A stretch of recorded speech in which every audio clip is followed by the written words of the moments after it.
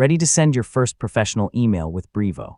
Well, in this tutorial, I'll show you exactly how to create an email campaign from start to finish. We'll go through setting up a campaign, designing your email, choosing recipients, and finally sending or scheduling it. Let's get started. First, visit the Brevo website and sign in to your account. Once the dashboard loads, head over to the Campaigns section in the left-hand menu and click Create Campaign to begin. Now enter the basic details for your campaign.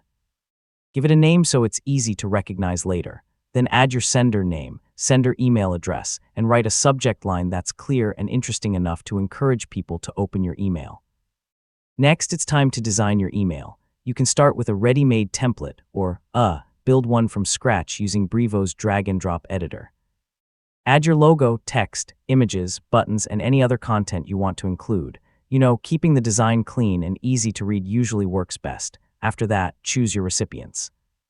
Select one or more contact lists that you've already created. If you don't have a list yet, you can create one before moving on.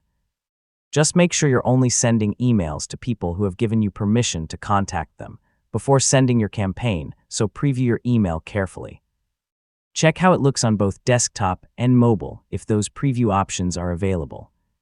It's also a good idea to send yourself a test email so you can verify that the layout, links, images, and formatting all appear correctly.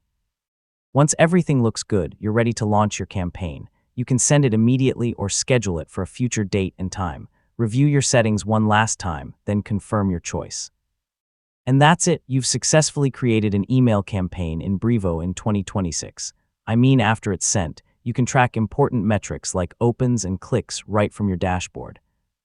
If this tutorial helped you, don't forget to like the video and subscribe for more easy Brevo and digital marketing guides. Thanks for watching, and I'll see you in the next one.